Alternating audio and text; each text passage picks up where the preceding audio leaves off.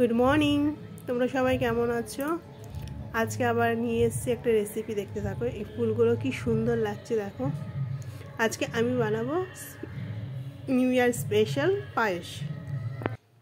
তো প্রথমে আমি দুধটাকে গরম করতে বসিয়ে দিয়েছি, তার মধ্যে দারচিনি আর এলাচ দিয়ে দিয়েছিলাম। এবার তার মধ্যে আমি গোবিন্দভোগ চাল দিয়ে দিলাম। গোবিন্দভোগ চালটা আমি ভালো করে ধুয়ে কিছুক্ষণ ভিজিয়ে রেখেছিলাম। তো এবার দিয়ে দেবো অল্প নুন, দিয়ে ভালো করে এটাকে আমি ফুটাবো। আমি আমার পদ্ধতিটা শেয়ার করছি। খুব ভালো করে নাড়তে হবে যাতে নিচে না লেগে যায়।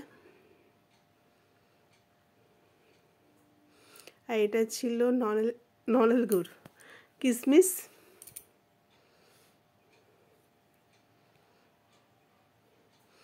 তো এবার চালটা ভালো করে ফুটে গেছে, তা আমি গুড়টা দিয়ে দিচ্ছি। আমি হালকা মিষ্টির মধ্যেই করেছিলাম, গুড়টা দিয়েছিলাম আর অল্প চিনিও দিয়ে দিয়েছিলাম। এবার খুব ভালো করে নাড়তে হবে যাতে নিচে লেগে না যায়। নিচে লেগে গেলে একটা বাজে গন্ধ করবে।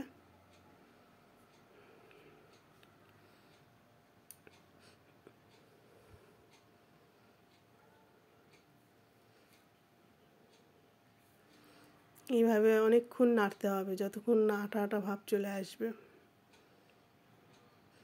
আমাদের বাড়িতে যেহেতু সবাই পায়েসটা পছন্দ করে, ওই জন্য নিউ ইয়ারে বানিয়েছিলাম। এবার কিশমিশটা দিয়ে দিলাম।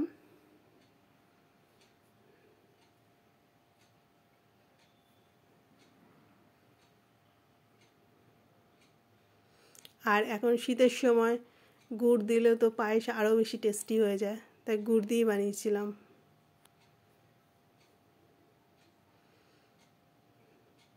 এবার প্রায় হয়ে এসছে।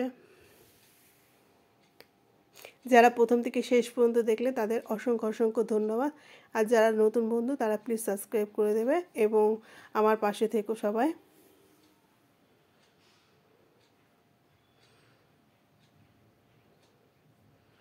এখন প্রায় হয়ে গেছে।